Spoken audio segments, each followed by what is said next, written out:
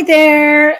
Welcome everybody. Eimear Burke here. Welcome to another Fireside Chat brought to you by the Order of Bards, Ovates and Druids. So if those of you who were watching last week, Pat was hosting me. So I was the guest on the Fireside Chat.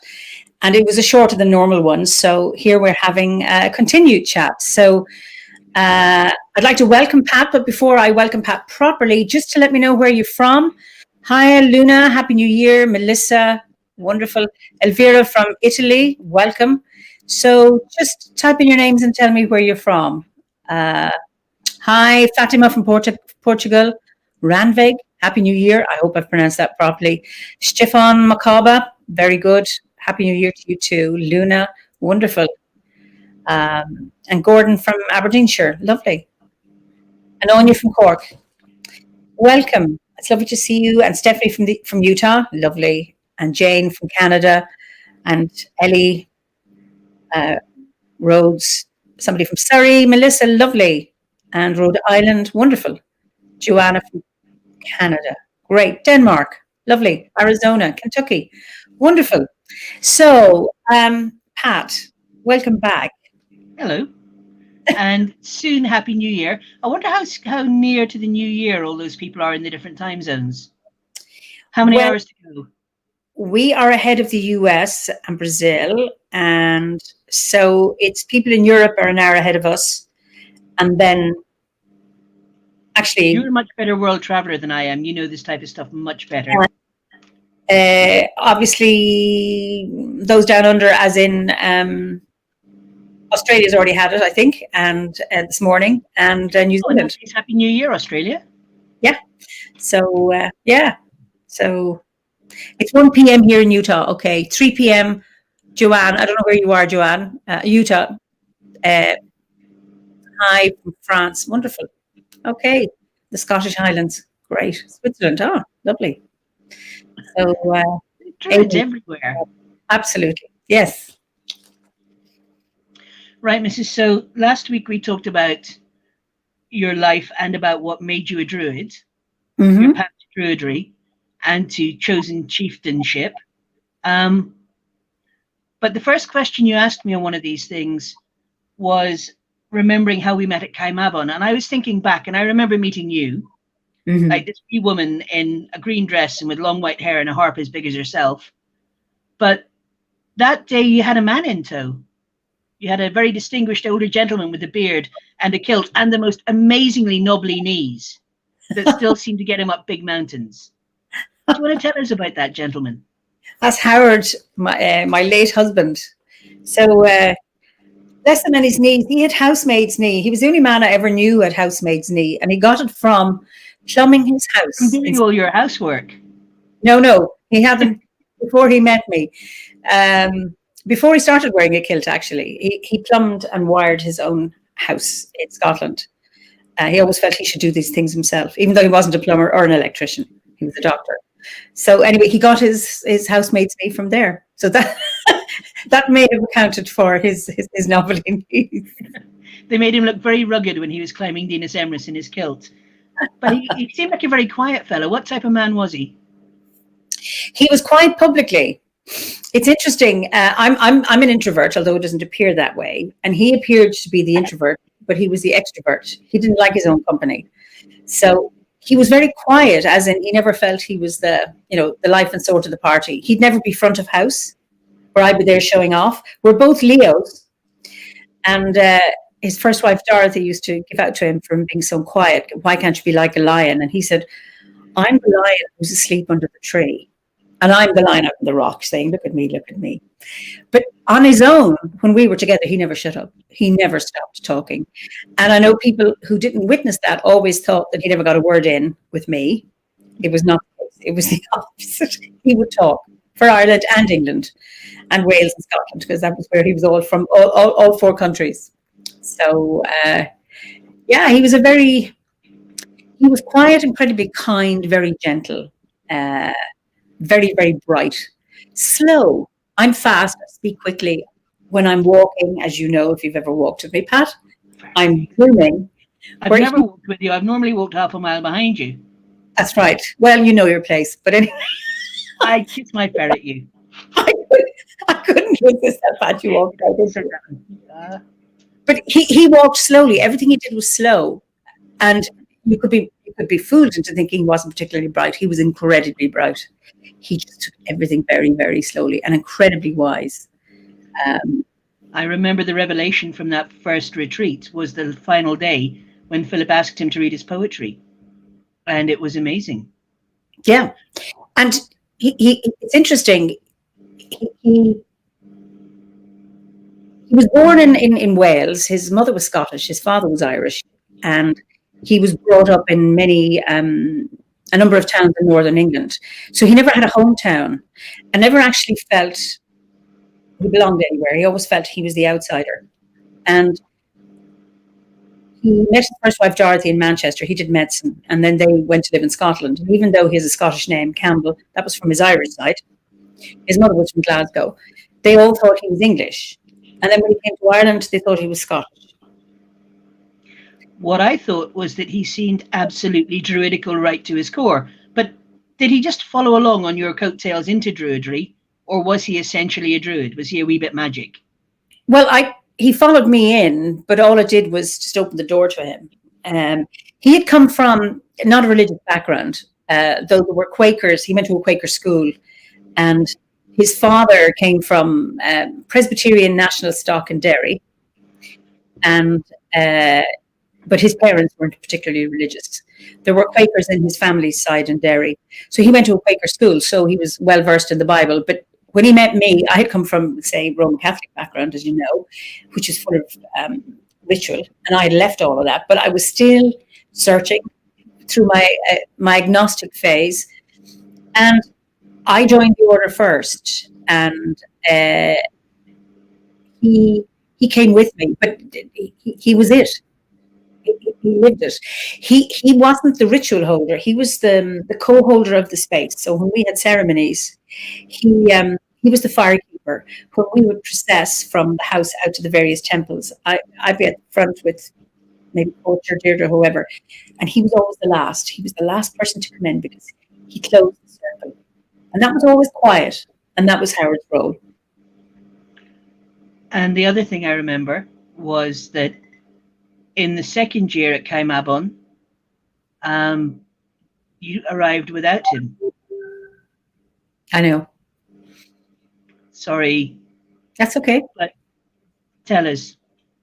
And tell us how you said goodbye to him, because that is a perfect model of druidic ritual in a time of grief. Yeah, I mean, often I ask that question: how has druidry supported people? When he got his first, he had two kinds of cancer. So he had bladder cancer, and subsequently then was diagnosed with pancreatic cancer, which was spotted early because he was getting a test for his bladder cancer. His bladder cancer, he was treated successfully with my herbs and surgery. I'm going to take a little bit of credit for that, but he having an MRI for the bladder, they spotted a mass on his pancreas, so they couldn't deal with that until the bladder was sorted out. And then they, I remember when we were going in, waiting to see the consultant to get the results of the biopsies, and we'll have to wait extra time. And so we went to the end and says, okay, what if this is malignant? I remember asking him, I said, I want to be with you when you die. Don't go when I'm not in the room. I'm never going to hold you back, but I want to see you. I want to see you pass over. And he said, I promise. And that was okay. That's the worst case scenario. Now we come back, and then we got the news, and that was the bladder, and that was all manageable. And then we were dealing with pancreatic cancer. That was going to be operable, but he had to go for chemo. But what he had done, as soon as he thought he had cancer, even suspected, I put him on an anti-cancer herb. Okay? And then he started, he got himself a tablet. Now, Howard was computer illiterate and took pride in it. But he quickly upskilled himself and got himself a tablet and went online and searched every website around cancer, how to deal with it, foods. So he found this wonderful website called Eat to Beat Cancer. And that was updated regularly. So he looked at all the things he could eat, all the things he could do, and that gave him agency. So that he had, even though he had life-threatening illness, he still had some choice. And this is really, really important. And one of my things around how we deal with like pandemics and things is that recognizing you have some kind of choice. Once you recognize you have some agency within constraints.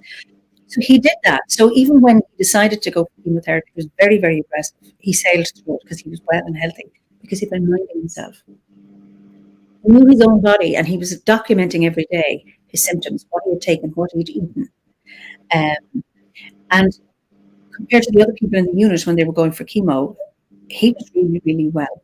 So he sailed through it. He lost his hair and he lost his beard. Had a little bit of chemo brain, but other than that, didn't have any of the nausea, any of the other symptoms.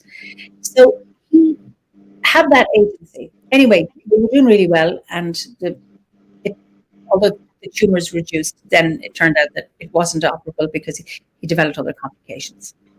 So then it was okay. So he had decided during his whole journey, I'm not battling cancer, I'm weaving my way with it. He said, I'm going to walk on a leg of pessimism and a leg of optimism. The optimism is around, I'm going to live as fully as I can with hope. The leg of pessimism is, okay, I'm going to be pragmatic about this. Pancreatic cancer doesn't have an outcome. But I'm going to walk on both. They both balance. So that's what he did. And we decided we were going to live as fully as we could. So we went on the Kaimab retreat. We went to the 50th anniversary, the OBOD, the order gathering, the 50th. We went to the winter gathering, and we were going to live as fully as we could. And then Howard during that year was writing poetry. Now, he'd never written poetry until he retired. And a lot of his poetry was kind of, in the last year, was documenting his experiences and what was happening to him. And so he got very sick at the end of January after Christmas. And that was the beginning of the end. And still, we were living fully as we could. And then I remember when the day came when the doctor said, listen, the outcome is not good. There's nothing more we can do. And he said to me, my leg of pessimism has prepared me for this. Then we started talking about preparing his funeral. Now, we actually had a year ago had decided who would like to officiate at his funeral. That was Paul Corcoran and Coach Bradley, both members of the order. And so then the thing was, okay, when can you come home? When can he come home so he can die? And die as well as he can. And he did. And on the way home, driving him home, he said, I have 2 or 3 weeks, but he got 6 weeks. And during that 6 weeks, he published 2 books, one on poetry and one on relationships. And even in the morning he passed, he was still he was revising an article he'd written on the stone carvings in Ormeig in Argyllshire. So, and his psyche, he was physically very, very weak, but psyche, great. And he was great for me. He said, a few weeks before he died, he said, this is like a party. I just love how I am in this, how we are together in this. He wasn't afraid of dying. And the interesting thing is, go on, did you want to? My sister Mairead came home from Sudan. She was a nurse to help me look after him. And she used to talk about him going to God because she's a practicing Catholic. And I remember asking him, are you going to God, Howard? And he goes, no. He said, I'm not. My spirit will be with the birds. It will be with the trees. It will be with the mountains, the islands. And his spirit is in all those places, but he is resting very, very near you at the moment, isn't he? Yes, we had his ceremony in the Grove, the funeral ceremony in the garden, and he's buried in the graveyard next door beside his first wife, Dorothy. Yeah. It's kind of unspoken thing for all the visitors to Three Castles. Sit there and gossip with Eimear, but in a quiet 5 minutes, you nip off and say hello to Howard. Yeah, they do that, yeah. So how did you find, I know it's not something that's finished for you. How have you found that druidry weaved in with your process of grieving and managing grief? Sorry, repeat the question again. How has druidry affected your approach to grief and dealing with grief? Well, I'm not afraid of dying. I'm not afraid of death. And part of the course, also, I have to watch out for spoilers here, is, and I also did it in my shamanic training, is it's very, very linked. You know, journeying to the spirit of my own death, going to the Blessed Isles and journeying to the other world to see what it's like. And the one lesson I learned from that work was it's your fear and your guilt about what you've done, or fear of the bad things you've done. That's what's frightening about death. But if you've actually done your work, I'm not talking about perfection, I'm talking about done a life review. And we do that in the course as well, reviewing our journey so that we live, like, again, as fully as you can, so that there are no regrets. So when you're gone, what do you want us to be saying about you? What would you like to have said about you?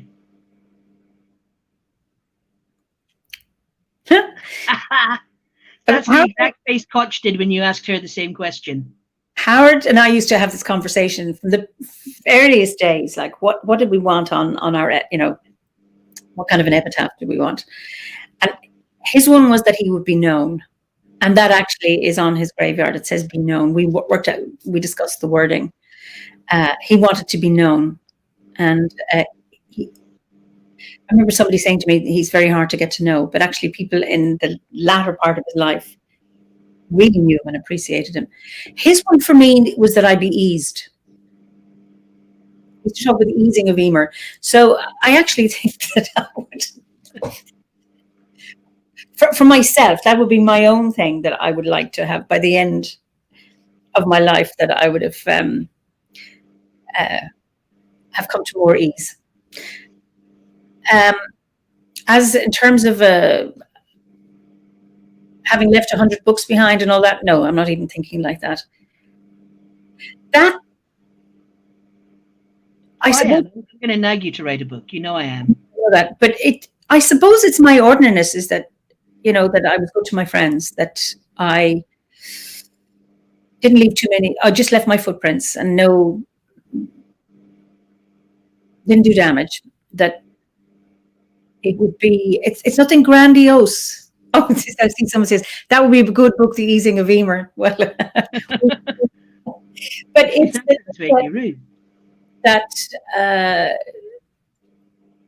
I left the world in a better place, or I left even my home or my garden in a better place for somebody else to take over. Something like that. That makes sense. Well, if they let me speak at your funeral, Mrs., the first word of your eulogy, it's going to be me saying, finally, I can get a word in. Well, I'm going to outlive everybody. I have a sense that I am. So we'll see. We'll see. We'll see. So your druidry helps you with the fear of impending death, and you want to leave the world a better place. So that feeds into the question of what type of ancestor do you want to be? And bear in mind that you are, in your current position, a massive influence on the order. So that makes it a bit more complicated as a question.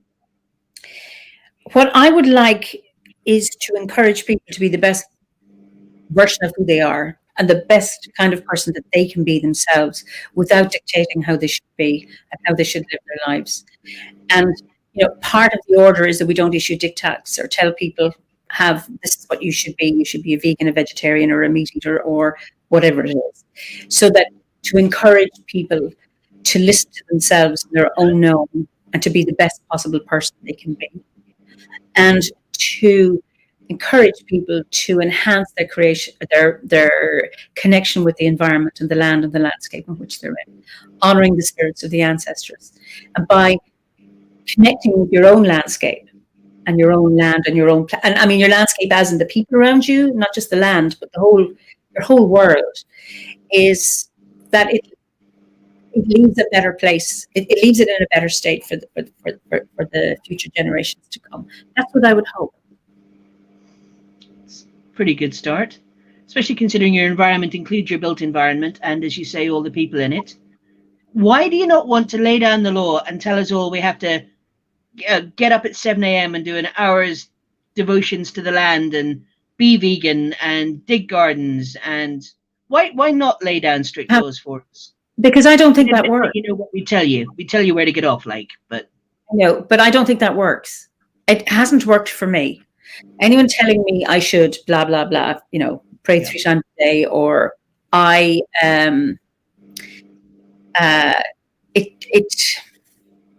it doesn't work for me. I don't like to be told what to do, even though I spent, my teens being very, very compliant. Because you spent your teens being compliant. It doesn't work for me because all it does is engender guilt. So if I should be up at 7 o'clock in the morning, greeting the dawn, counting my carrots, eating them, living this way, living that way, living the other. There are so many ways you can live your life, and all of them are right. I can't do all of them. And I would end up being really, really anxious and guilty about all the things I'm not doing. Yeah. So it's around, what is it that works for you?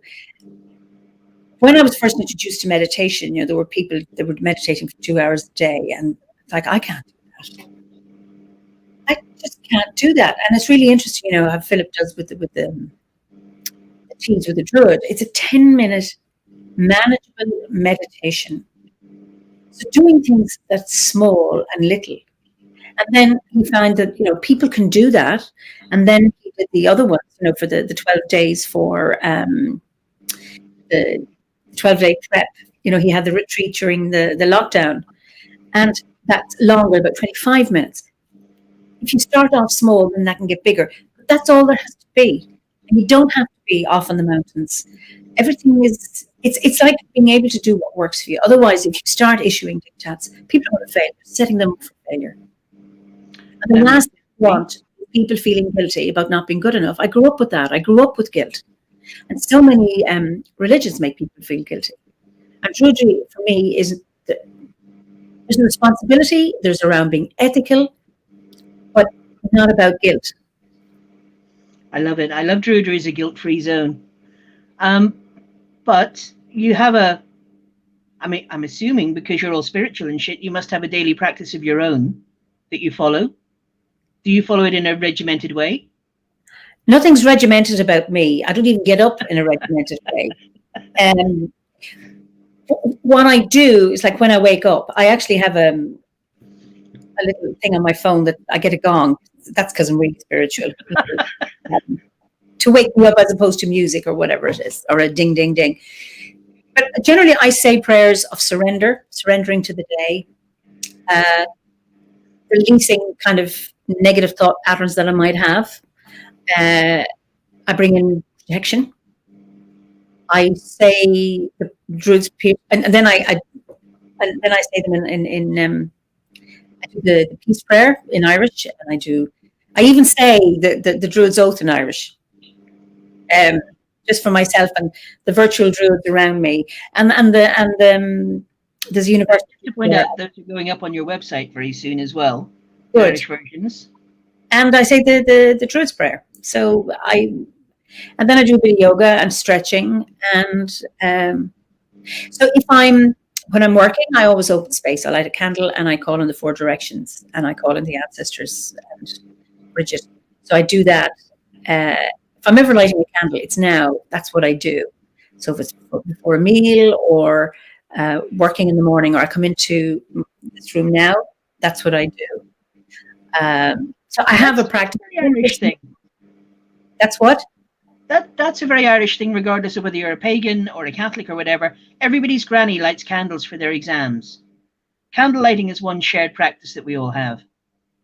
It is, and was one of the things I loved about, say, even as a child, was benediction, which is when you're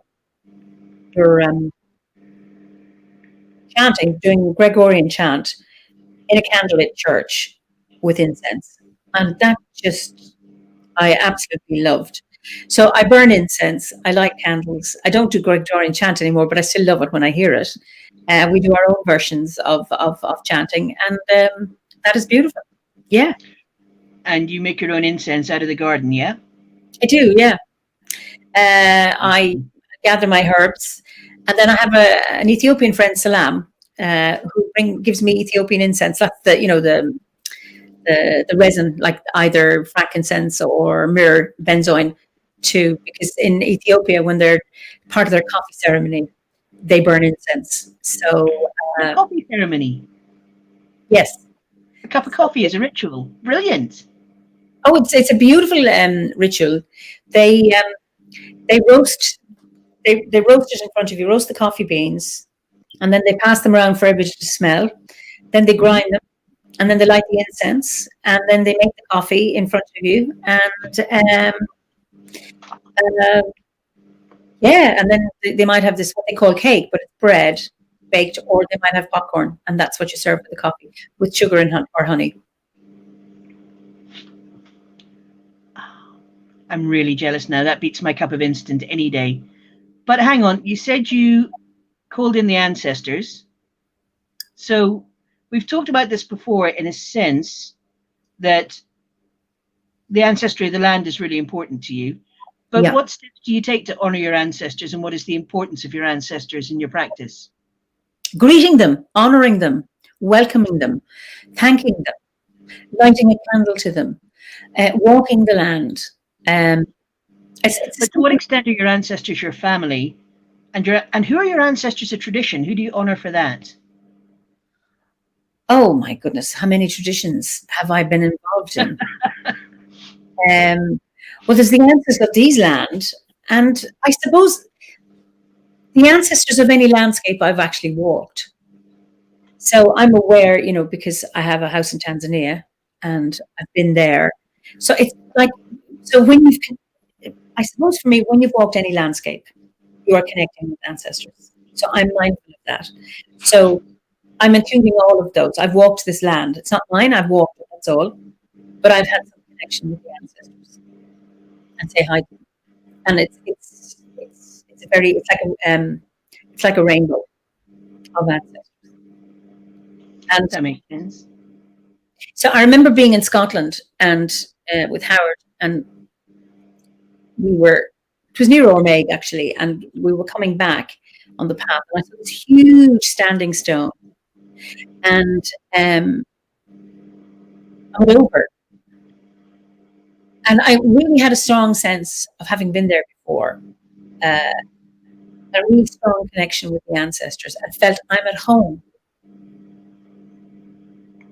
I haven't been there before, so maybe it's past lives or whatever, but I understand that connection, and it's the same in Africa. I get that connection. There's a thing about stone circles and ancient sites. The instant grounding you get when you lay your hand on a stone in a stone circle. You and I have been around an awful lot of them. Do you have a favorite one, or a favorite site of any type? Do I have a favorite site of any type? I mean, the one I most go to is Knockrow, which is in South Kilkenny, and that's where we have the two passage tunes to the winter solstice, one to the sunrise and to the sunset. And I'm bragging here because this is rare that you have two passage tunes aligned to a solar alignment, but one to the sun at the sunrise and one at the sunset. And you're showing up now. That's druid bling. That is. Absolutely. My passage tune is better than yours. Exactly. I have two of them. So that's so true. And unfortunately, I couldn't go this year because of COVID. It was closed. Yeah. But the interesting thing is, it's very similar to Newgrange. Obviously, on the outside, it doesn't look like it, but it has two passage tunes, each of them have, but the capstone is off. But you can see when the sun rises, if the sky is clear, you can see where it hits the back of the chamber. And the same kind of rock, I think there's 4 or 5 different types of rock that's used in the building of Newgrange and Knockrow. They're exactly the same. However, all of the stones for Knockrow were found in the Lingon Valley, which is in the area where for Newgrange they had to import them from further afield. And they found the remains of up to 100 cremated remains in Knockrow, and I think they found equivalent to 5 human remains in Newgrange. So not trying to start a fight or anything here. No. The Irish Druids and the Druids on the big island over the water. But pick a favourite. Newgrange, Stonehenge. Oh, Newgrange. Now, having said that, I remember at a Druid Gorset once. It was run by Liz Cruz, and it was about the life of Merlin. And I'm going to cause upset now, and I'm going to say this, but anyway, I'm only quoting Geoffrey of Monmouth. He wrote Vita Merlini, the life of Merlin, and in it there is Merlin sends Uther Pendragon over to Ireland to bring back the large stones from Africa and bring them back. Well, did we nick our stones from Africa? Hold on a second. Just listen to the story. Jeez. So Uther goes over and has to kill a king. And then he discovers that the stones are too big to bring them over. So he texts Merlin. And he brings them over, not by magical means, as you would expect, but he brings them over by mechanical means and puts them in Salisbury Plain. And they are the stones at Stonehenge. When I discovered that they'd been stolen from Ireland, well, I thought... But hang on. Did we nick them from Africa? You said the large stones from Africa. That's what Merlin said. Don't worry about us nicking them from Africa. Celtic Britain stole them. Uther Pendragon and Merlin stole them from Ireland. So no, I was at university with a descendant of your man, Lord Elgin, who nicked all those marbles. And I kept giving him a death about needing to give them back. Anyway, so when we were doing this, so we had great fun and great humor about that. But we were doing some journeying and meditation. And I remember ending up on Salisbury Plain in the meditation and coming home. And I was really, really surprised that I felt I had come home, and that was in Salisbury Plain. It was really, really moving. So you ask me, is it Salisbury Plain? Maybe it's both. I know I have never been inside the stones at Stonehenge. I've just done the normal tourist experience, you know, where you wander down the path and you stand at the fence and you look at them from a distance. You could kind of feel a pull, but it's not a great way to do it. This summer would have been my first time inside the stones. I know. Had it not been COVID. But you're talking about journeys there. Are you a mystic or are you a magician? Or are you neither? Are you your own thing entirely?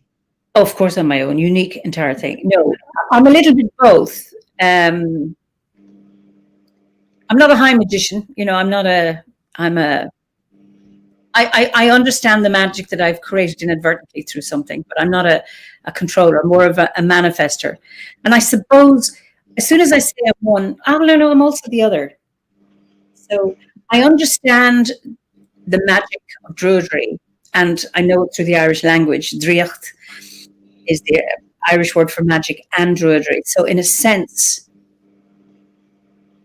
being a druid is being a magician. Without controlling or summoning, but in that it's druidry just always feels mystical to me. It always seems to me like my Wiccan friends always want to command, whereas we just seem to want to connect. They do magic with a purpose in mind. But I never really do. Neither do I. So it's when I'm talking about the magic of druidry is not about the commanding and the summoning. It's the being. So it's like being a magician rather than doing a magician. Does that make sense? You know, okay, all right, Pat, you have a bad mind. But you know, is druidry something you do or something you are? And I say something I am. So I think that's the same thing. Is being a magician something you do or something you are? For me, it's that is about the beingness of it. And then the mysticism it works very, very well alongside that kind of magic. That druicht is what's mystical and magical at the same time. I think the big thing for me was learning to see the magic. You know, instead of just catching a glimpse out of the corner of your eye the way you do before you start practicing, the more I practiced, the more I could see it, the more apparent it became, which I really enjoyed. And it's the reason why I smile randomly and persuade all my friends that I'm insane, because something has struck me as miraculous that seems mundane or negligible to them. Yeah. And I think part of the magic of druidry is, and one of the things I learned over the years was finding the extraordinary in the mundane, finding the extraordinary in the ordinary. And I remember being in Lough Crew, as part of my shamanic training, in the cairn in Lough Crew. I think it's been damaged, so there's no access to it at the moment.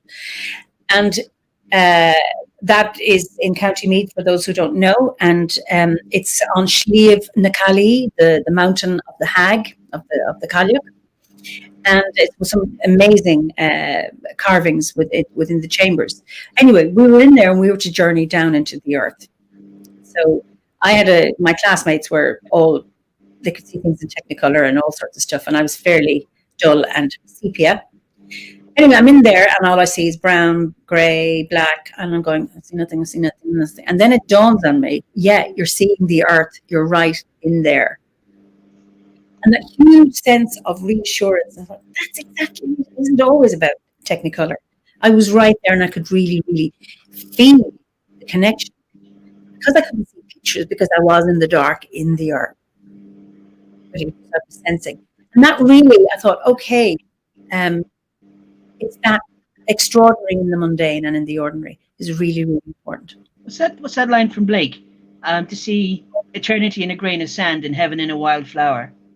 Exactly. Be able to look at something and see the charge of significance in it. Yeah. And that's out there and it's free. You know, and it never runs out of batteries either. It doesn't run out of batteries. Exactly. Yeah. So, do you have a favorite fictional druid or a favorite fictional magician or witch? Oh, well, I mean, I only discovered Terry Pratchett because of you and Pamela Meeking-Stewart, because you were both arguing as to was I Nanny Og or Granny Weatherwax. Oh, no, I'm Nanny Og. You're definitely Granny Weatherwax. I loved all of those. So, and that's only, what, 2 or 3 years ago? I like both of them.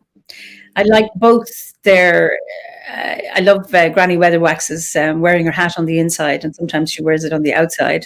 And there were notes of headology.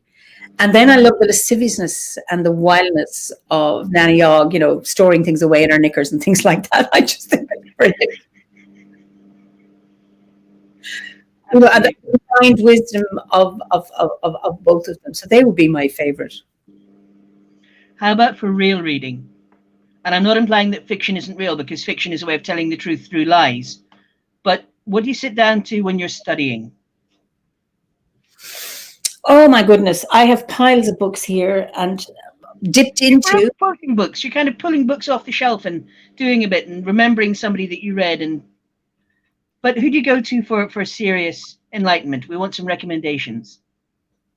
That's a really unfair question at the moment. Yes, you're asking.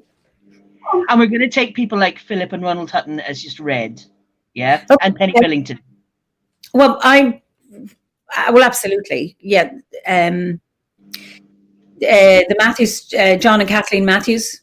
I found, and I've got the title wrong. Please forgive me. Is the encyclopedia, the Celtic Encyclopedia? It's a blue and yellow cover. When I started, I got John's, the Celtic Seers source book. I'm pointing to my shelf here. The Bardic, the Druid source. That encyclopedia's got Kathleen Matthews' translation of the Three Cauldrons text, which is a brilliant translation. And then so the Bardic and the Celtic Seers and the Druid's Handbook. They were others. And then I love my stories. So I go to... and then people say, you know, would I recommend book of Celtic stories? It's like, no, I can't, because this book is good for that and this is good for something else. But I find that really... Do you not feel obliged to go back to the original manuscript and read it in the most accurate translation? I do. I do. I go... And you read the daft ones as well. I do. Celt, you know, CELT. It's an acronym for Corporates of Electronic Texts. Thank you. That is really, really useful, and that's free. You just celt.ie, and you can find the sources there. I do, when I read something, it's like I need to go back now. So what I do is I'm reading one. I just see somebody says, glad to hear that Eimear is guilty of druidic. Sanduko? What's Sanduko? Druidic what? Okay, sorry. You can see the comments. I can't. Okay, can you see it now? Oh, Sundoku? I'm ignorant. Wait, Okay. Ricky, what's Sundoku? Anyway, it'll come back. Anyway, so what was I saying? I've lost my train of thought. You go back. You need to go back to the story. You trace it back. Oh yeah, so I do, and then I go back and try to get that book. So I'm always doing that, and I'm forever buying books to do that. Frank asks, it's Celt, CELT in capitals, .ie. Sudoku is acquiring reading materials, but letting them pile up in one's home without reading them. Oh, Ricky, yes. Oh yeah. I kind of absorb them via osmosis. Mm-hmm. I hope. I mean, I've read all the titles. Yeah.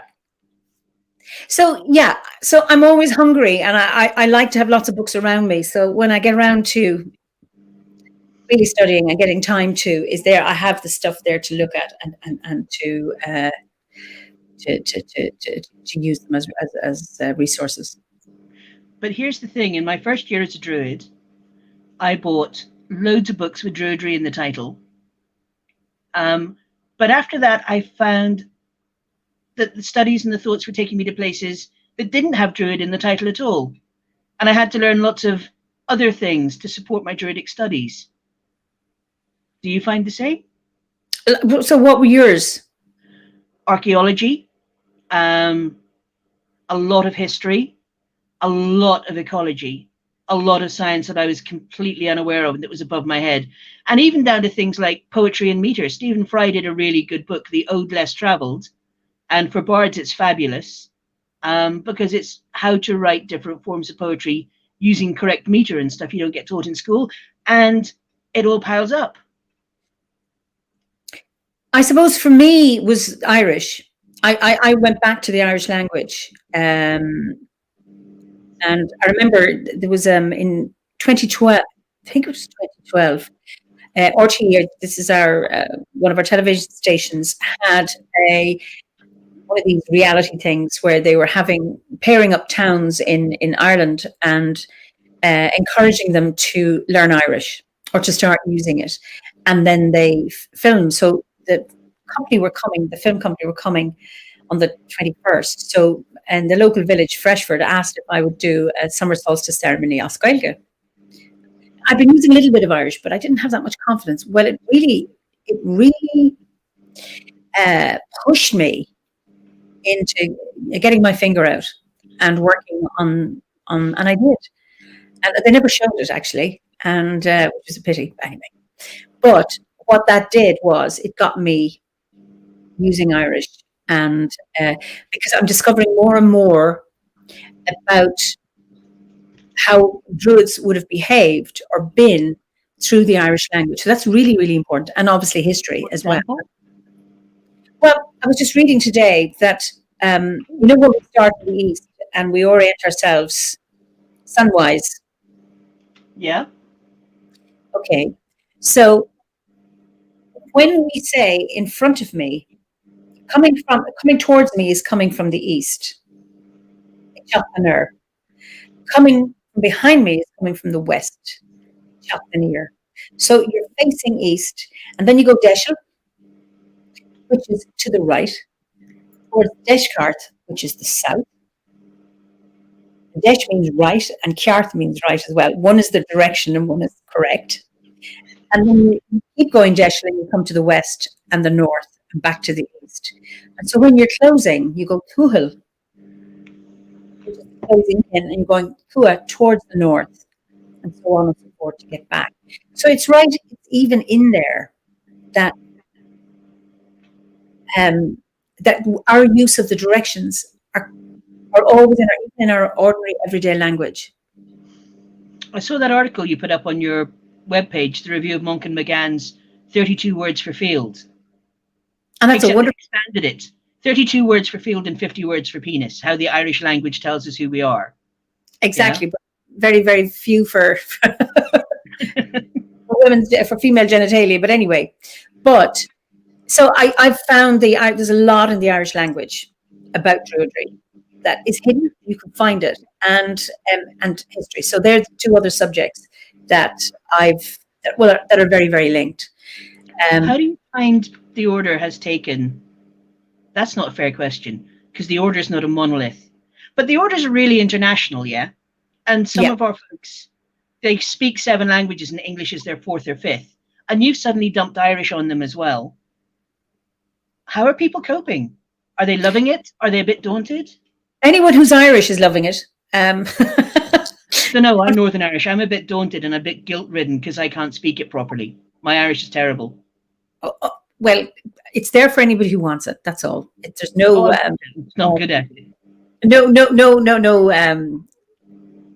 Nobody has to speak it, only if they wish.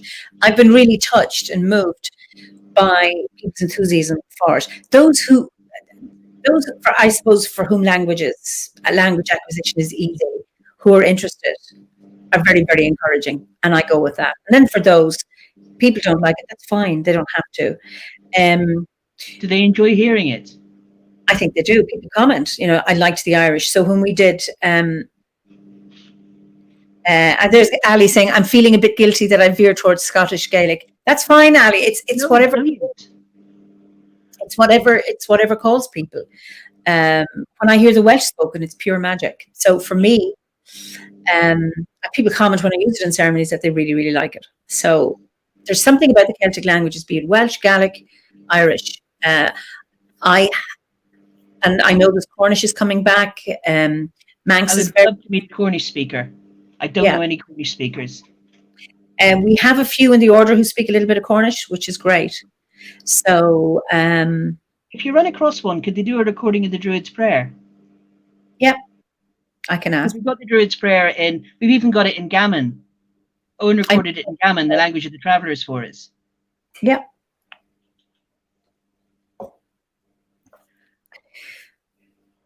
So in terms of your reading and your books and the things you're introducing into the order, if you were going to write a book, or if there's a book you wish somebody would write, what would it be? You're going to have to wait and see. Moral, can be historical, can be an ethical question, can be anything. Sorry, repeat the question again. What book does Druidry need that nobody's written yet? What should we be talking about more? Wait and see. That's a big cheat, but I'll take that as a good answer. So if you don't have an essential book, do you have an essential myth? One that's your favorite? Oh, I don't have a favorite. Which one do you enjoy telling? Okay, the one I tell is Mish, which isn't it's not an ancient myth. It's, I suppose, 400-700 years old, that kind of thing. I really enjoy telling that. I like the Finn McCool one. I like my version of the Finn McCool one. And that's very similar.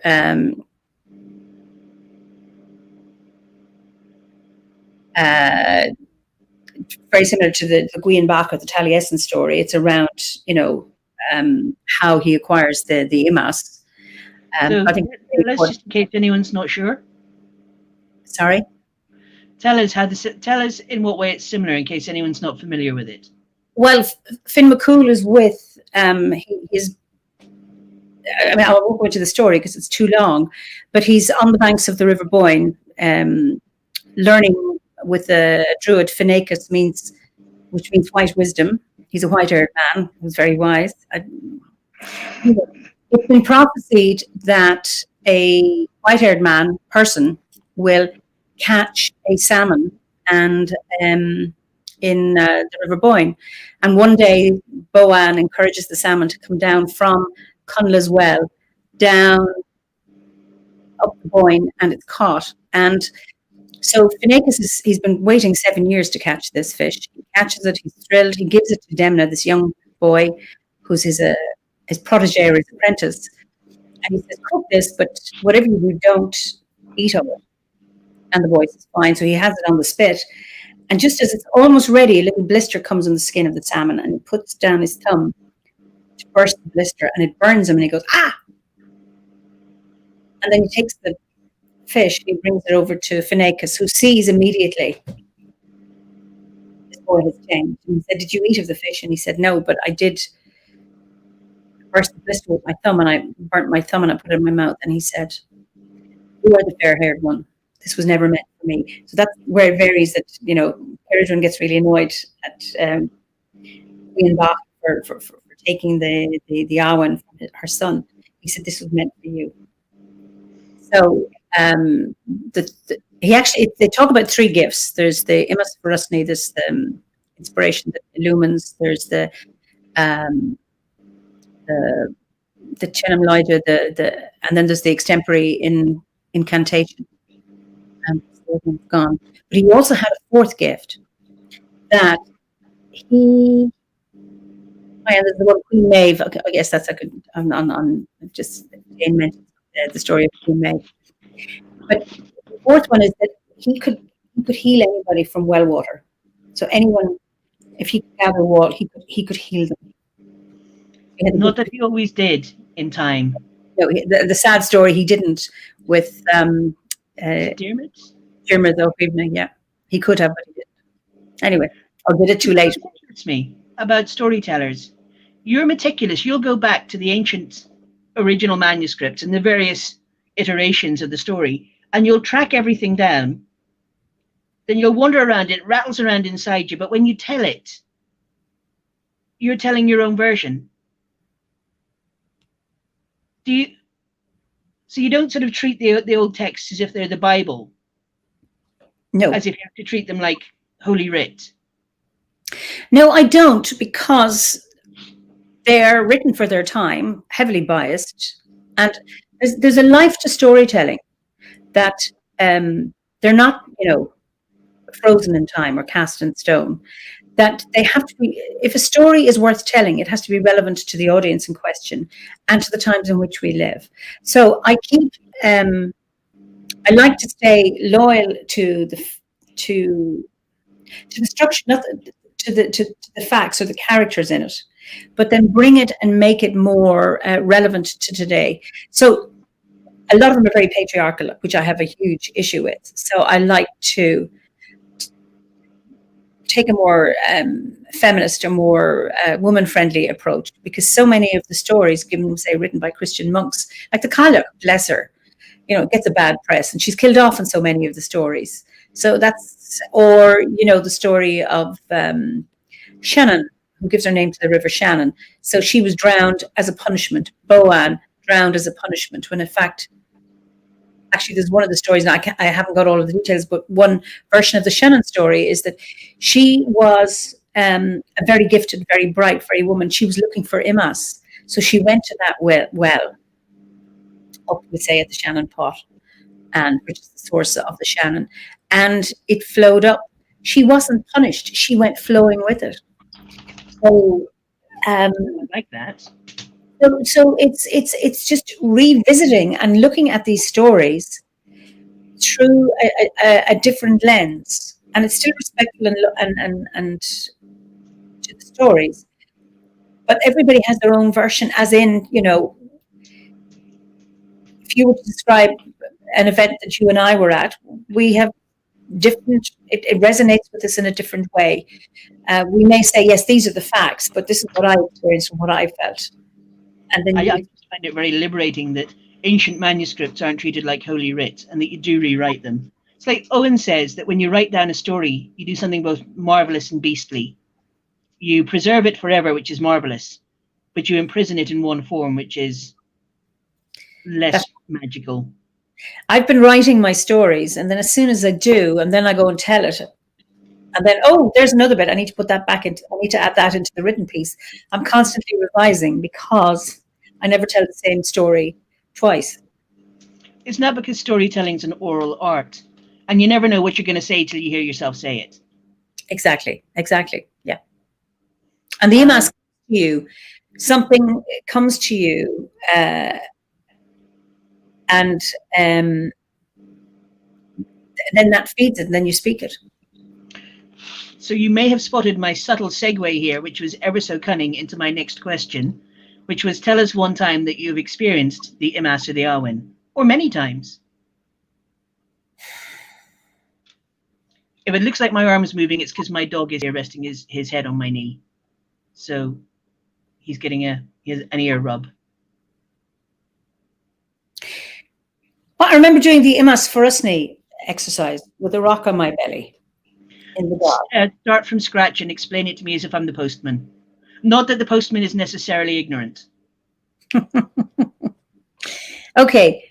The Imas Forusni is one of those 3 gifts that Finn McCool got us, that inspiration. And there are various, I think there are a number of descriptions as to how the bards would go and seek it. One, they could be in a darkened cave where they, with sensory deprivation, and then they lie with a heavy stone on their chest, not so heavy that they cannot breathe, but that it shuts out all other sensation. And then they would call for the Imas. And I remember, okay, I'm going to try this. And I did. Now, I mean, I wasn't in a cave. I was, in a darkened room with eye patches. Couldn't hear anything else. So a story came to me. It actually worked. And I thought, oh my goodness, this actually worked. And I know when anything that comes to me is when I'm out in nature, I'm walking in the woods. So I'm preparing something. I want some words to come to me. That happens in the woods, or I'm on my bike. So that chant you do, the Shiakan chant, came to you in the woods, didn't it? Shiakan. That was the Shiakan one. That was when we were in Philip, Stephanie, and I were at Shaboda, the Southern Hemisphere OBOD Assembly in 2019, and in New Zealand. And part of the 2 members of the hosting grove, Moira and Joanna, they are of Irish origin, but they and the 2 sisters had married Maori men. So they speak Maori. So Moira had, as part of the welcoming, a Maori porphyry, which is a Maori welcoming ceremony. So she was the caller. We had 2 groups of visitors. There was the Australians, and then there was us, Philip, Stephanie, and I. So she called out to the 2 leaders of the group, Philip, and then there was Elke, she was the leader of the Australian contingent, and they both spoke. And then she asked me to chant, to speak to Philip's his opening words, and that's what came to me. How well do you remember it? Would you remember it, for example, well enough to sing a wee bit? Oh, Pat. You don't have to. I'll let you off the hook, but it's nice. Yeah. Ah, well. It's on YouTube for anyone that wants it. It's on YouTube, yeah. So, anyway, so it usually, I will go to the woods, and it involves not just sitting and thinking quietly here. It's just not going to come to me. It's out walking, and there's through movement and out being in nature.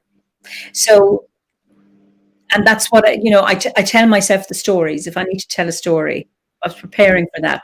I will walk it, and I will tell myself the story, and stuff comes from the landscape. So, what's the importance? Because in psychology as well, you always talk about people telling stories.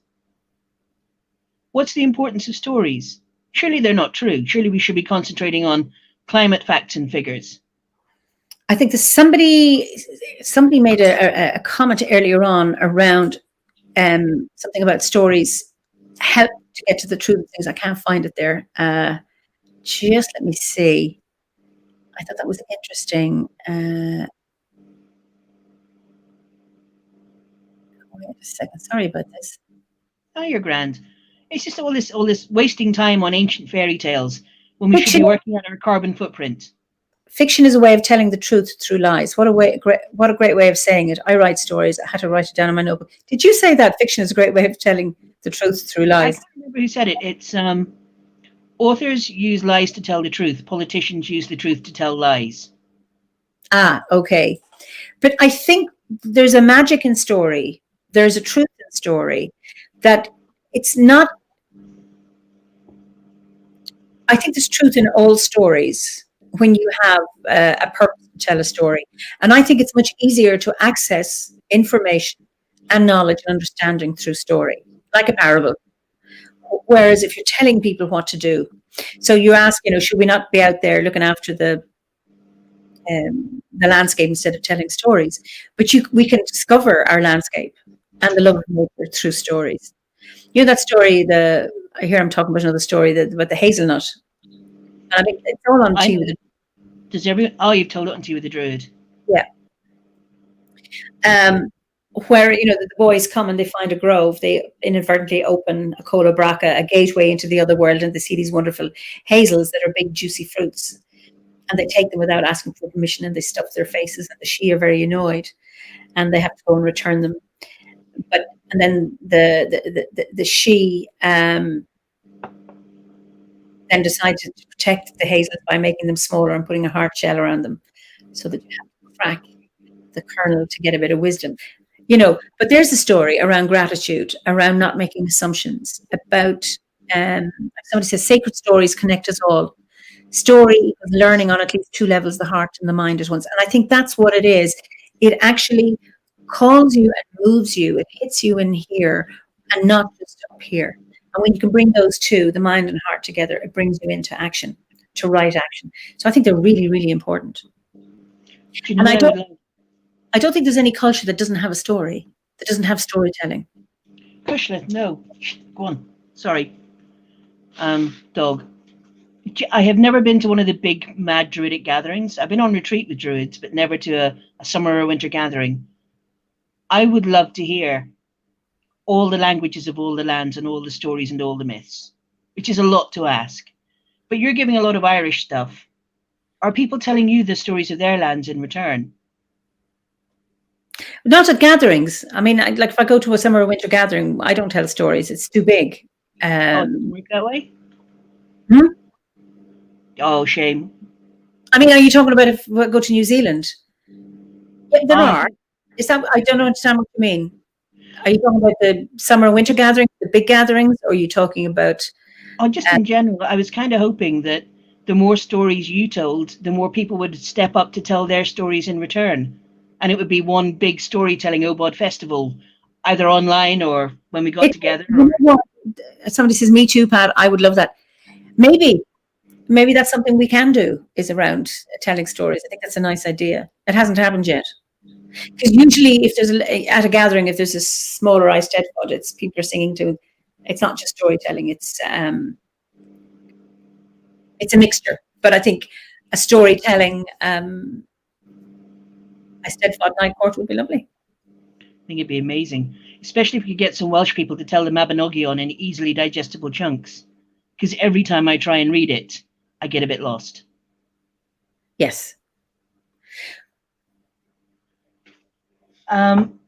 So,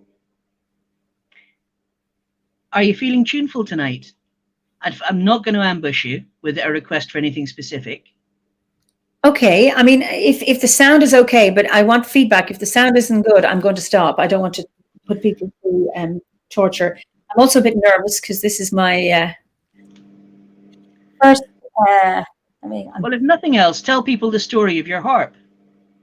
Because unlike a lot of folks, you have the luck to know the person who built your harp. Not this one. Oh, that's not Brian's. Shame. No, I need to have a small harp with plenty of space near where I am. So this is what I'm doing. So this is my portable harp. Okay. So like I can put it from the other room into here. It doesn't look that portable, Eimear. Huh? It doesn't look that portable. It still looks quite hefty. So anyway, let's do this one.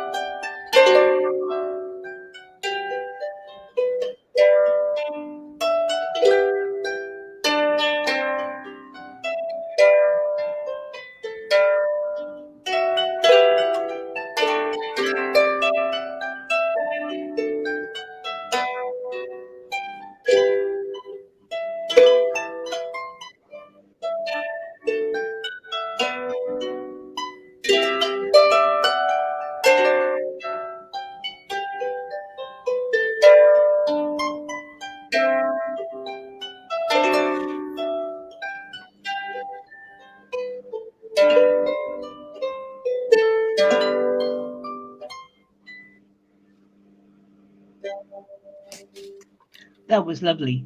The sound was good for me. Okay, as long as good for you, Pat.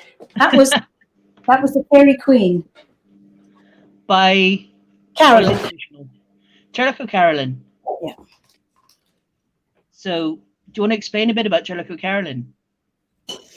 He was, I don't know, was he 17th century harper? Who has left a huge volume of harp tunes. They said he wasn't a particularly good harper, and how do you know that? It is said. I mean, that's not my view. And thank you for the comments. That's really nice. He wrote the melody. He didn't do the accompaniment, the left hand. So that's up to people's interpretation. So I actually played to him. I found his grave in Scotland someplace. Yeah.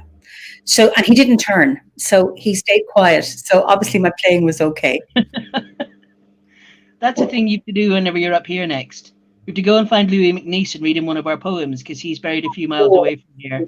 Absolutely. Yeah. So Sherlock O'Carolyn, Louis MacNeice. Who else do you admire? Oh, I tell you, I have the living. I'll start with the living. Anne Baring is an amazing Anne Baring, and she has written a book, and I'd highly recommend it. Now, where is it? Be with me and bear with me. It's no worry.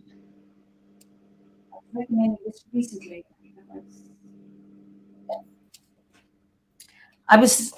She's also written a book on goddesses. I haven't got, but you'll find it. She has a website on goddesses, which is really good. The Dream of the Cosmos, A Quest for the Soul. And it took her 20 years to write this book. She's now 89. I was at a webinar where she was the speaker. She's wonderful to read. And she talks about, the myth of the goddess is the other one, evolution.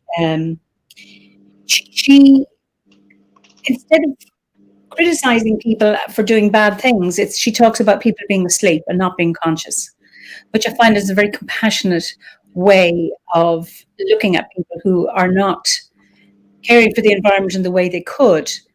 And I like that way, is that people are not conscious and they need to wake up.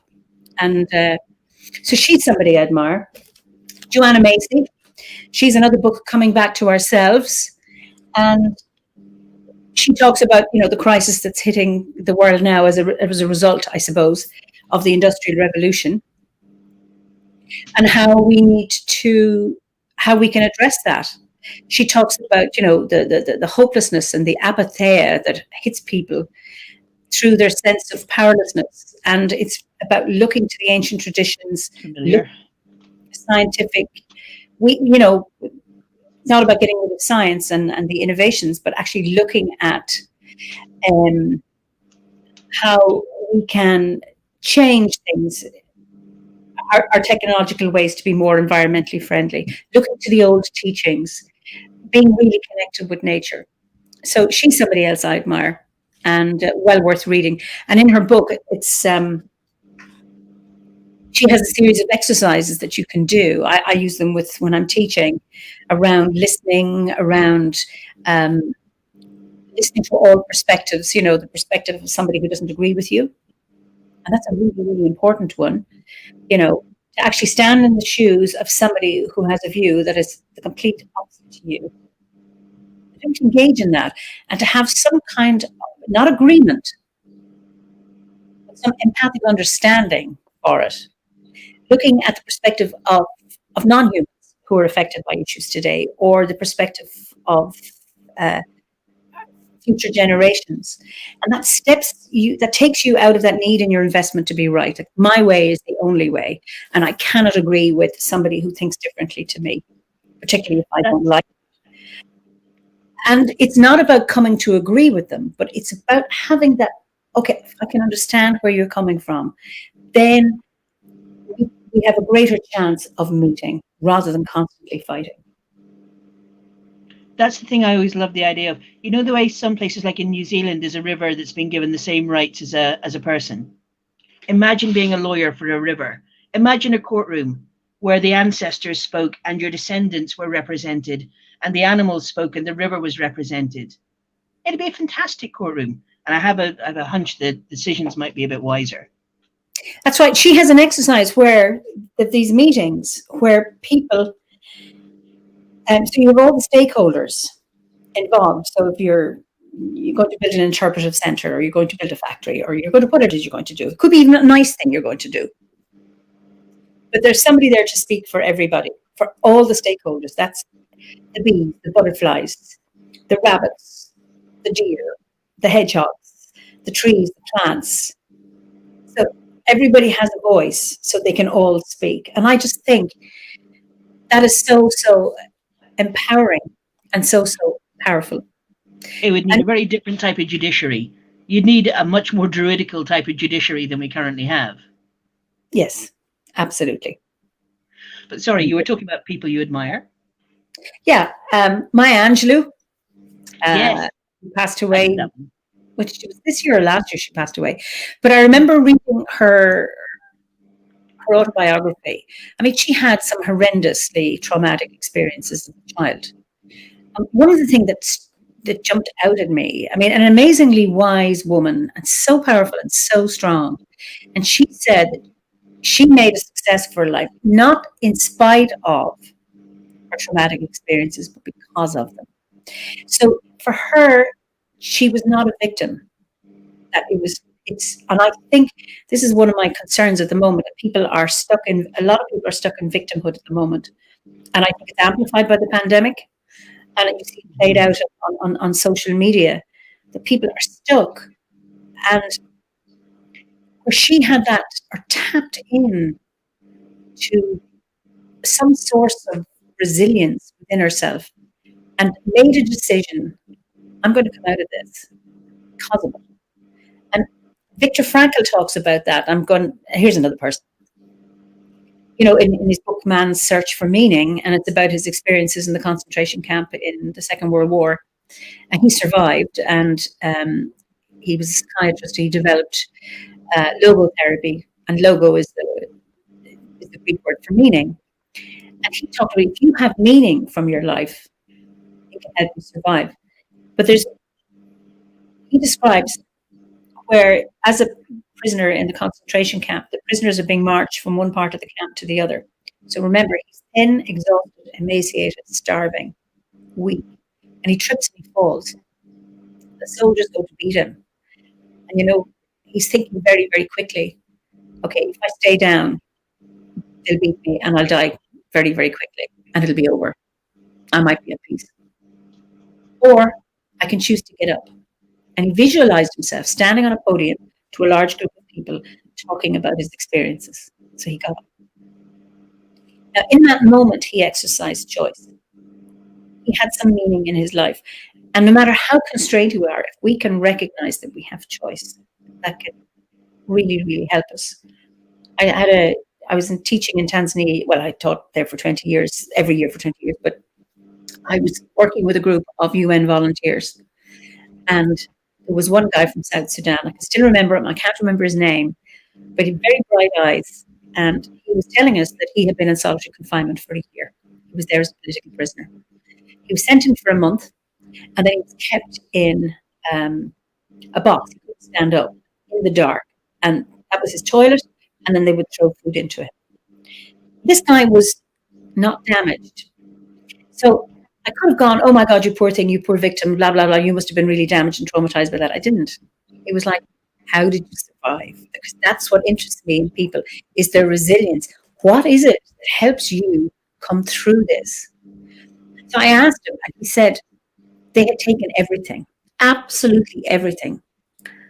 But I decided they weren't getting the last thing, and that was my mind.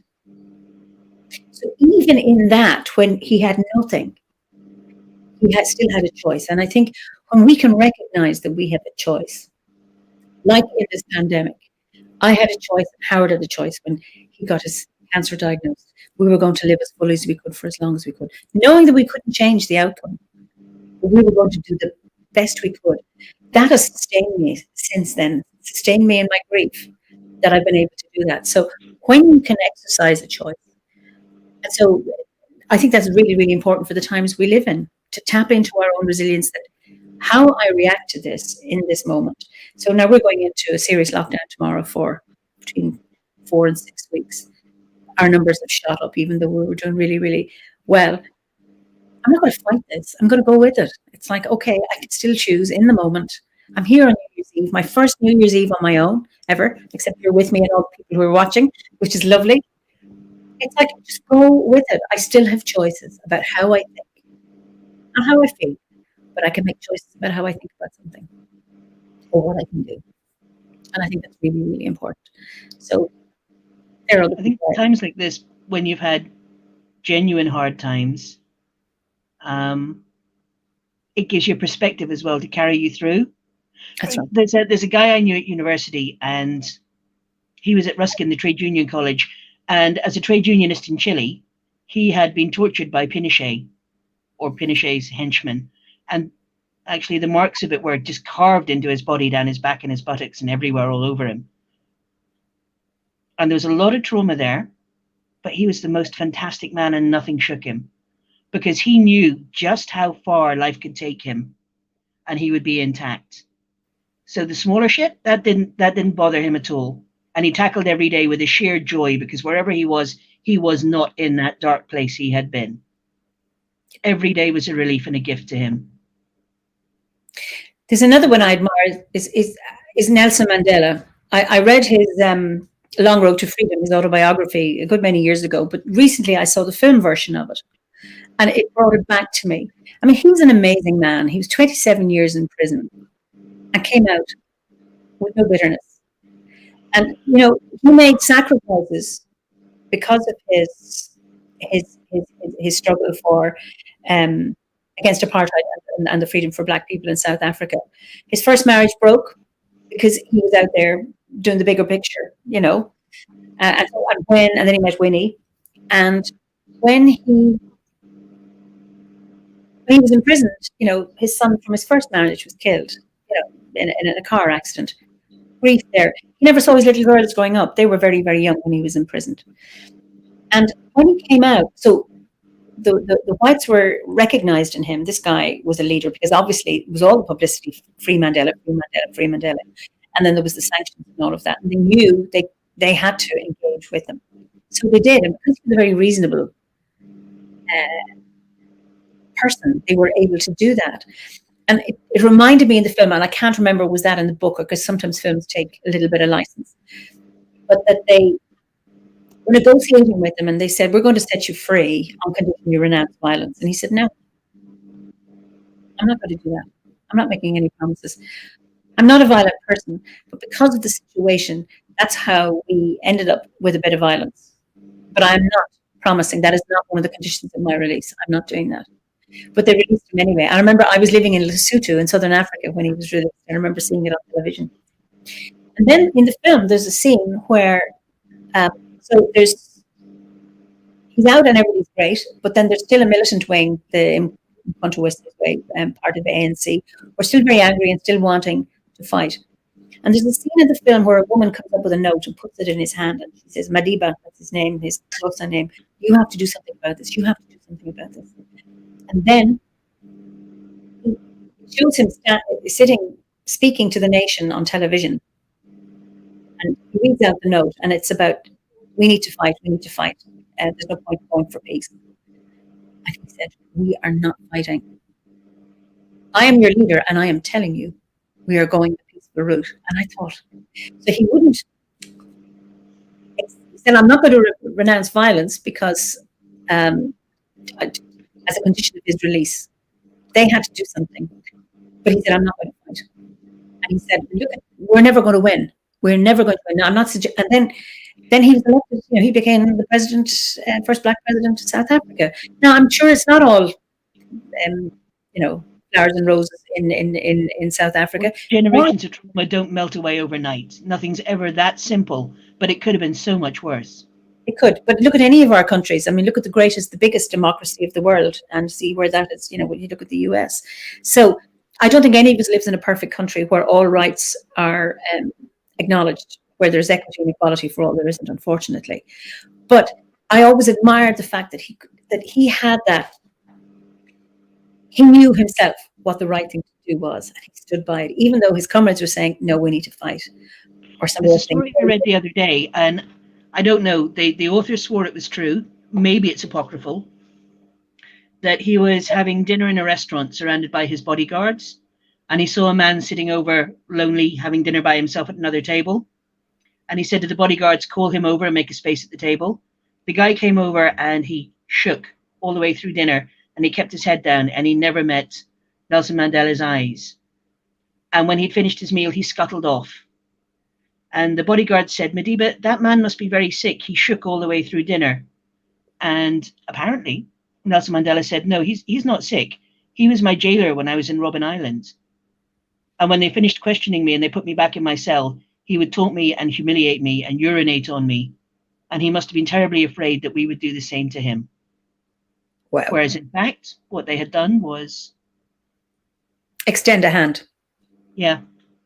And maybe if the man had been able to look up and meet his eye, it might have Helped him. And a nicer experience. Yeah, a little bit of redemption or grace, anyway, not redemption. Absolutely. And I think it's about being able to reach out the hand to the other. I'm not suggesting it's easy. No. I'm not suggesting it's easy at all. But fighting it isn't going to work. Well, it doesn't seem to. So these are the people I admire. Yeah. Having lived in a society where we have had 30 years of blaming and tearing each other to bits, and yeah, doesn't help. Find some common ground and build from there. But oh, sorry.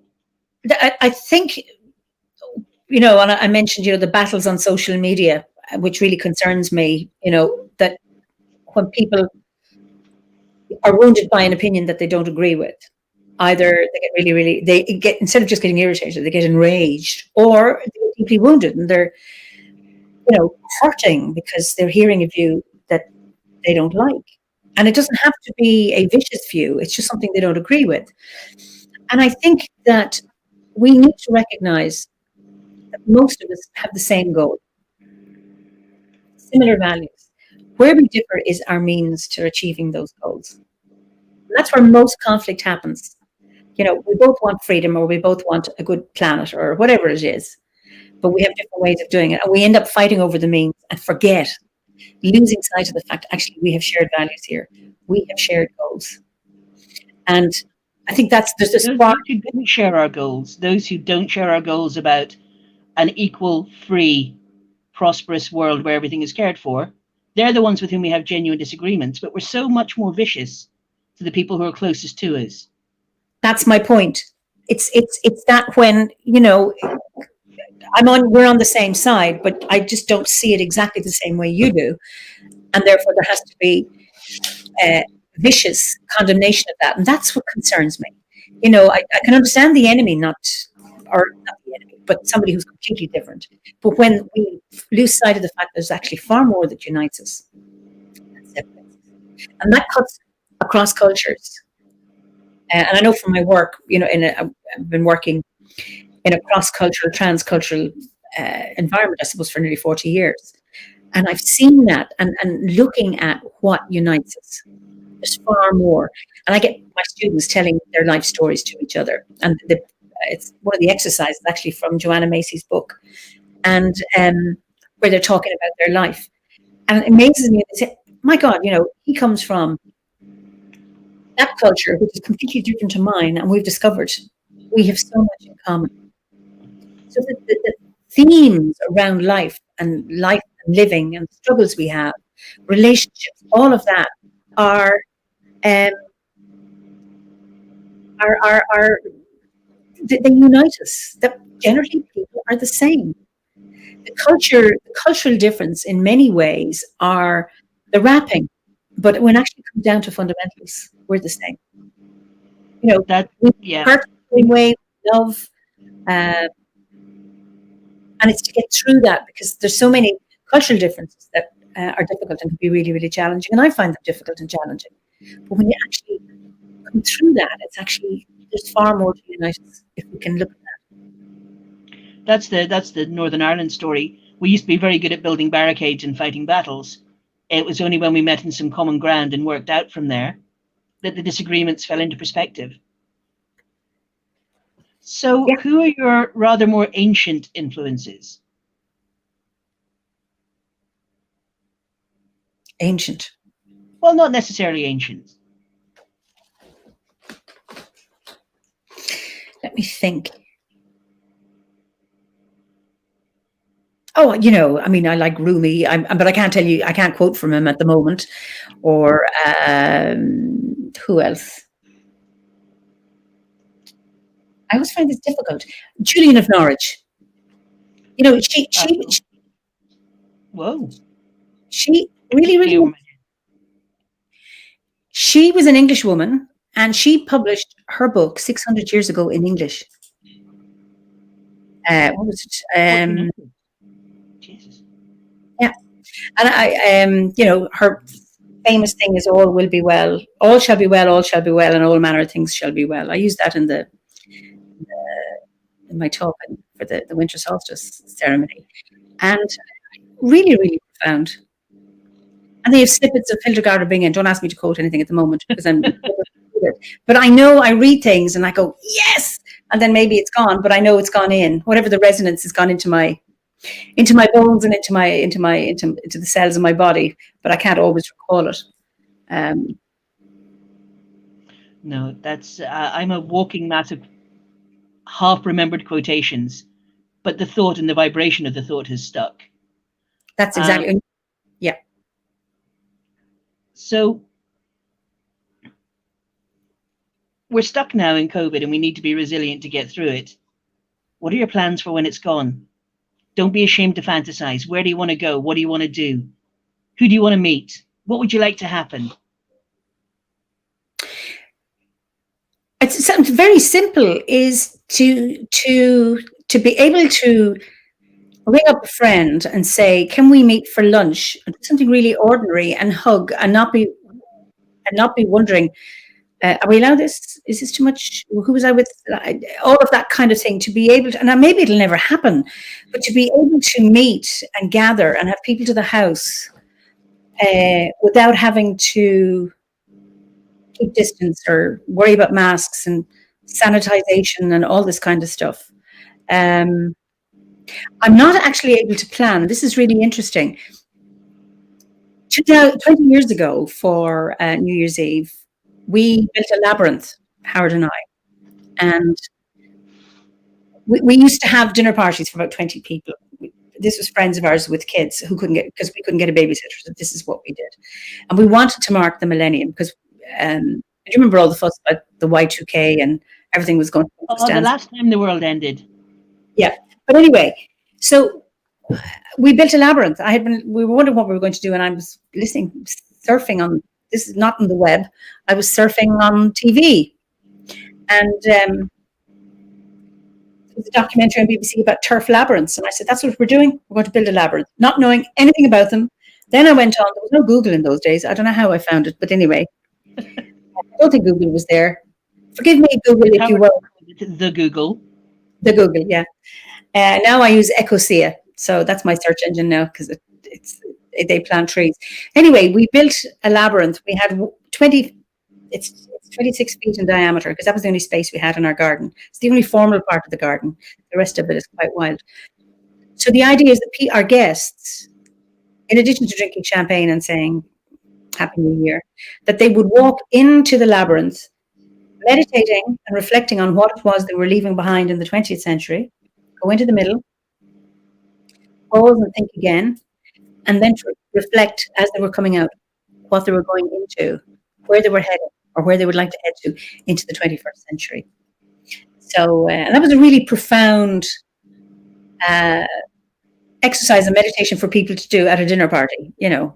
And I remember Philip mentioning on, I think it's Tea of the Druid recently, you know, about, you know, we've had a 20-year cycle and now we're starting a new one. So I have that kind of sense that, okay, it's 20 years on. And now I could plan in 2000, I had an idea. Oh yeah, I'm going to do such. I actually moved to live in Kilkenny full time in 2000. But it was like, yeah, I can make decisions, or I can plan, or I can imagine we will go here, we will go there. Right now, I can't plan anything. But I'm hoping someone says, I can't wait till you can hug again. That's Julie Barker. That it's being able to have a glass of wine with somebody, or have a cup of tea with somebody. It's those very, very simple things. I can't even think of planning anything. You're the most madly sociable world traveling person I know, even before you were head of the order. Yeah, and so I'm stuck and rooted. And you know, I'm okay. I'm happy here on my own. Well, I'm not actually in my own, but anyway. But I'm physically here on my own in my house. But I can't plan anything. So, and I'm not even thinking of that. I have no idea what's going to happen this summer. I mean, I had plans, I had lots of plans, but they're gone. So I'm not even thinking about that. So I hate not being able to plan. I've accepted that. It's back to, yeah, somebody says, for me, post-COVID feels not feeling afraid anymore. I get that. So I'm not fearful of this pandemic. I'm just going with it, sitting with it. Because in my mind, I have lots of choice and lots of freedom. And in many ways, 2020 has not been the worst year for me. No, nor me. Compared to the years looking after my dad, it's even been quite sociable, because not very sociable, but a bit more. So Howard got his cancer diagnosis in 2014. He died in 2015. 2014 wasn't bad because he was still alive. You know, people said, "You're not finding it difficult." I said, "No, he's still with me." And mentally, he was still with me. So he was still my Howard. Just physically, he was weak. Then he passed. And the first year wasn't so bad because there was kind of this time last year we were doing this. And the Wheel of the Year helped me because, you know, our lives were punctuated by the Wheel of the Year. The second year after he died was really difficult. And then, you know, many months, the last 5 months of 2018 were really difficult for me. Like I went through 5 dark months of the soul. So in a sense, 2020 hasn't been so difficult. I've enjoyed the solitude. I've been out in nature. Somebody's asking me I haven't seen your questions, David. Are the 2 questions? Oh, what's Pat vaping? Somebody's asking you. Oh, vanilla custard. Such a grown up. Somebody's asking what we're drinking. This is apple mead and coffee tequila. Okay. So Ben Hopkins, I also wonder whether the space being created with our lives because of COVID is allowing us to make the next cycle even deeper and more intimate because there is space for it to take root. Ben, I think you could very well be right there. That if we can look at the gift in this, I know people have died, and that is really sad. And I haven't lost anybody to COVID, but I know what it's like to experience grief. However, I was really lucky that we were able to plan his funeral, and he died the way he wanted to die, Howard did, and we could be together and all of that. I think had he died this year, I would have been brokenhearted even more. So I know I'm really, really lucky and really, really fortunate, but I think it's around having that space, and I'm really enjoying that space. So not traveling and not going to visit friends, although I miss friends and I miss the contact hugely, has actually left me, okay, now what am I doing with myself? The Wheel of the Year it's made it a lot easier for me this year because you only have to last till the next one. Instead of seeing a sort of unbroken period of time ahead, I've been able to stand there at spring equinox and think I'm going to have to last to Bealtaine. Yeah? Yeah. And then you can renew everything and move on. And the Wheel of the Year has everything's been a much bigger event, even though you can't go down and celebrate with your grove. Going inward, I've been able to give it the time and the space it's deserved, which has been constructive, I think. Yeah. And somebody said, I lost Siobhan, I lost a parent to COVID. And that's really, really painful. You know, that is really, really hard. And yeah, it's just one of the heartbreaking things of this pandemic. There's Patrick Fitzpatrick. Solo ecstatic rites have become extremely powerful and fulfilling this year. Yes. Although, of course, I miss in-person events. Exactly. Beautiful way of saying it. And Debbie Lothar says, 2020 space and Zooming has brought me druidry and psychosynthesis. I'm so deeply grateful. So it's really interesting. And Danuta, I've been really knitting deeper relationships this year. Everything seems to need such a lot of awareness to achieve. So each thing has so much more meaning. Yeah. Well, normally in a general year, at the Wheel of the Year, we would be gathered around the table having a night court. 2020 has extended the night court to include people from all around the world. And we're starting to know each other's names now and be able to make each other's jokes. And that's right. It's like having an international night court. Whatever happens, let's not lose that when we move on. Exactly. Ali and I, this is from Jane, are coming over in a coracle. Yes! Archie, better get more gin in if those two are coming. That's right. Karen Granger, Zoom has allowed me to connect with druids across the world doing ritual online. It has opened up friendships that would never have happened otherwise. I think that has been one of the amazing things. I mean, a year ago, if we'd had this conversation about having ceremony online, I would have said, no, it is inappropriate. And I was never going to see my clients online. That's for other people. That, you know, online ceremonies would cheapen things. And I'm going, no, it has been really, really interesting. Because the connection is so precious. But also, it's amazing how you can create magic online. But I think it's when people are tuning in, if we can do things in the astral, if we can journey, this is Well, just, like Philip's hand over to you with all the work behind the scenes. that was very profound for me. I could really, really feel it. And what it meant was that people who couldn't come to it were able to take part. And people said to me, I'm not a druid, and I was there. I was in that grove. I could see it happening. And that's the wonders of that. I would never have predicted that. I thought this was going to be, okay, we'll do it. We have to do it. It's going to be very much a second best thing. But for me, it wasn't, because I was right there, not distracted, in my inner world, in the inner growth, receiving this. So if we can do things so much of the work of druids is on the inner plane. So we're doing that as we sit in front of our screens as well. It's just that we're connecting with other people who are also in their inner plane. There's something about the stillness of COVID. There's a quotation from a guy called Charles Eisenstein in an essay that I love.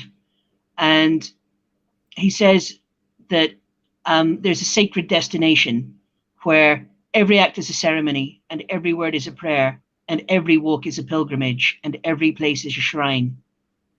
And just in the solitude and the considered nature of this year, there've been moments when I've kind of glimpsed that. I'm not holy enough to get there. I kind of glimpsed it.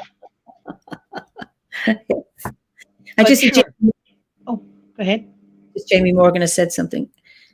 Being able to be with you all for the winter solstice was amazing. I hope we can continue that type of thing post-COVID. It makes those of us that live in the other countries feel much more involved in the order. And I think that's really important. So it's made things more accessible. That it's center of the order anyway. Sorry? You can't have an order without Jamie. Yeah. So anyway, so we've been whittling for a while. We have actually. I think we probably need to wind up and let people enjoy their celebrations. But if we were at Three Castles doing a night court, there's a traditional way of ending it. Yes. Let's end as we began. Okay, I am not blowing smoke up your arse, which for people in other countries is an expression saying I am not flattering you. But this is a poem of Howard's that I always think ought to be a bit of standard spiritual advice for druids, and everyone ought to know it. Okay. This will be, I'll issue a diktat that everybody has to learn this off by heart and they'll be recorded. This is a poem written by Howard. He was in hospital having some procedure, and he took with him a little book on Aristotelian ethics, which had been edited by his son Nicomachus. This is what you do when you're in hospital waiting for a procedure. So I think it was about 100 pages. So this poem came from this, influenced by Cormac MacArt. So the title is Aristotle, Howardian Ethics of the Mean after Nicomachus, with thanks to Cormac MacArt. Yeah, he wasn't good at snappy titles, your lad. I told you he was wordy. Choose to do that which brings you towards the virtue of your being. Do not seek what you cannot know. Do not dwell in what cannot change. If your nature be as rock, move down, go deep. If your nature be as fire, move up, flame with sparks. If your nature be as water, move around, meander. If your nature be as air, expand, fill every corner unseen. Stir your cauldron full with pleasure, sorrow, pain, and joy. Learn the difficult craft of choice. Make your way of being a work of art. Not too much nor too little of any one tint. A finished work of art needs nothing taken away, nothing added. Choose when to be full of pleasure. Choose when to be sure of sorrow. Choose when to grow through pain. Choose when to wallow in joy. Search for the excellence of your being. So easy to have feelings given out too much or too little. So difficult to find the center of a circle. So difficult to change a habit to virtue. To straighten a bent willow wand, curve it beyond the mean. Anyone can be angry. This is easy. So difficult with the right person, to the right extent, at the right time, the right motive, in the right way. This is not easy. Choose to do what brings you towards the virtue of your being. Do not seek what you cannot know. Do not dwell on what cannot change. Seek not to be too little or too much. Climb the steep path. Stoop to the wind. Navigate the mists towards the virtue of your being. Thank you, Howard. Thank you, Howard. From darkness shades so light can be. Would you mind if I put that in the comments at the end? Yeah. Yeah, Absolutely. You would mind? Or, yeah, it's okay. No, it's cool. And then there's this other book, On the Trail of Love. This is a lovely book about relationships. So, yeah, you can put both of them there. Perfect. Yes, more. Jamie says such wisdom. I agree. He was really amazing. So, Ben Hopkins, that is so beautiful. Do what brings you to the virtue of your being. I'm in love. Yeah, absolutely lovely. So, it's a good one. There are a lot of very good ones. Some of them are very saucy. Yes. Moving on.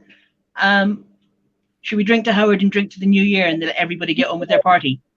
So, Athleen, fi washa, fi hen Jeev Galer. May you have a flourishing, prosperous year ahead of you. I wish you peace, love, courage, resilience, hope, and gratitude. I just wish you good times. And to Howard. And to Howard.